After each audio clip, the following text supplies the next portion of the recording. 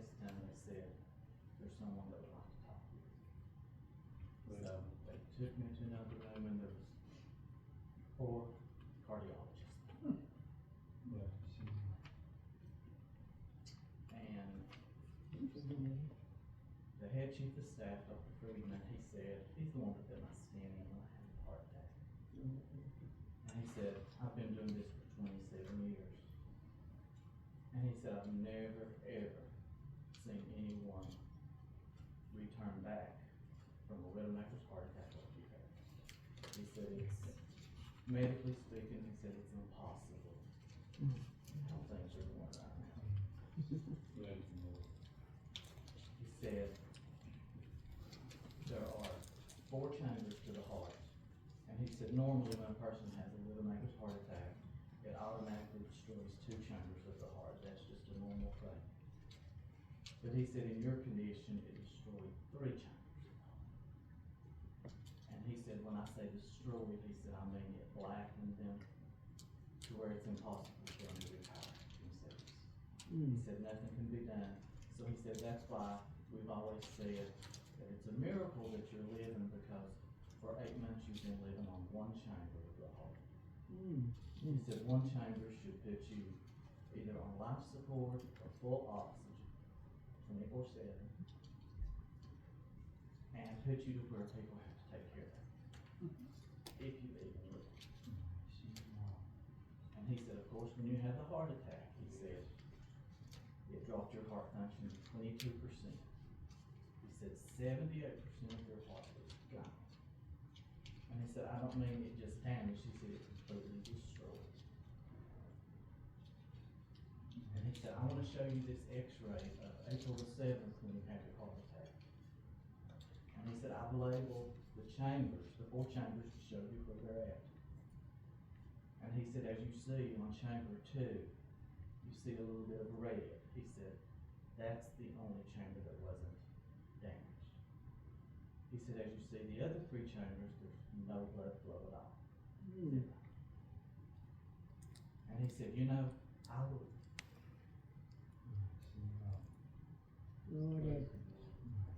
He said, I would just like to read the notes that after I put your skin in on April the 7th and you was taken to ICU, he said, I'd just like to read you the notes that I put in your report. He said, you know, I told you that you shouldn't even have lived. You should have died. But he said, the notes that I put was, in the morning at 6, I'll be making my rounds. And I expect Mr. Sir to pass away during the night. He said, I didn't even expect you to even survive it, but I didn't even expect you to make it through the night. And he said, actually, during that night when I went home, I didn't sleep a lot. He said, I thought a lot about you.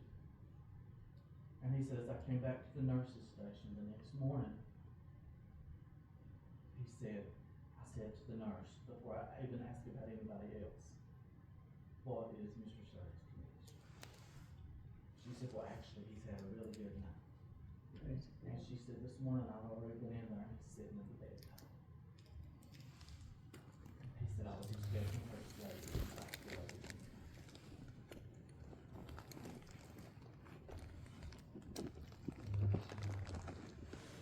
you know, the Lord can see it.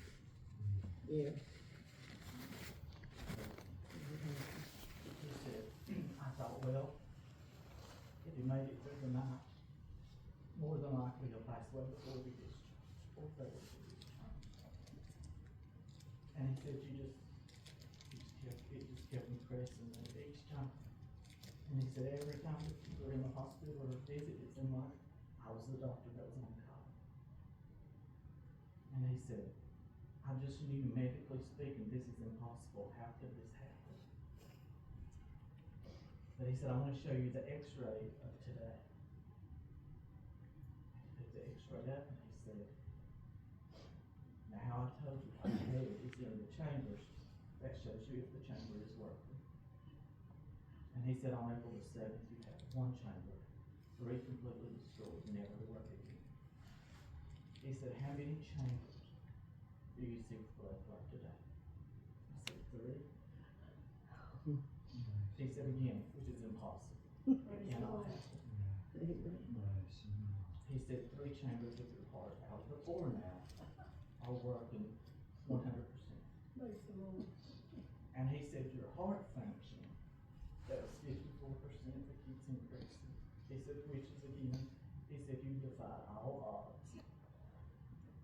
Your heart function is 70%. And he said, so today, he said, I get to say this before you do. And I said, what's that? He said, the Lord sure has took good care of you. Yes. And he was the surgeon that didn't believe in the Lord. He didn't believe in anything. And he told me, he said, since all of this has taken place, he said, I'm a surgeon that is very forward, just tells you like it is. He said, I don't beat around the bush, that's the way I feel I should be with my patients. And he said, when I would tell a patient, well, you've had a heart attack, there's a certain percentage of chance that you'll survive or whatever. He said, then I would walk out of the room, that's the way I lived. But he said, now I give them that percentage. And he said, then I turn to him and say, but you know, there is hope. Praise the Lord. He said, which is something I did not believe in before. And he said, I've told many surgeons, many nurses, many patients that I've had in the past 8 months what an improvement, and the same thing could happen to me. So, he said there's 3 chambers that are working, and he said 1 is still damaged, but he said, you know, he said, I don't tell a patient under a year, especially that's had the heart attack that you've had. I usually want to see them every 2 to 3 months, but he said, I've decided I don't need to see you again for 6 months. Cool. He said, if you have any problems, you can let me know. But he said, I won't need to see you again until June. And the Lord has been so good. Yes, he has. Yes. Walking miracles. Sure is. He's blessed me in so many ways. And you know, when we think about, you know, this being Christmas, the birth of Jesus, how God loved us enough to send his son Gosh. Amen. as a baby. And then he walked this earth a little for 33 years. Yes. And then he hung on the cross for us. Yeah. He gave his life for us. But yet there's still people that really don't care. That's it. He loved us that much. That he gave his life for us. Well, what are we doing for him today? You know, we may sit here today and not even have any health conditions at all. But it's because of the Lord. That's And it. he's blessed you with good health. That's right. Amen. You know, I was working full-time, 6 days a week, 10, 12 hours a day, and I went constantly, non-stop. Finished out work on Saturday evening, on my way to church here on Sunday morning. Started having some complications. It was very close to urgent care. I go in, they say you're having a heart attack, and that's really issue. That quick, and I did not even have one symptom, not one single thing, not shortness of breath, nothing had ever happened. That's right. You see, that's how quick that we can leave this world. That's true, darling. You know, I had somebody that was with me the whole entire time. Yes. And he never left me, and he hasn't left me yet, and he's not going to leave me. You didn't leave him. So I thank the Lord for all that he's done for me. And that's just been just this year alone. So many things the Lord has done for us all. Are we thankful?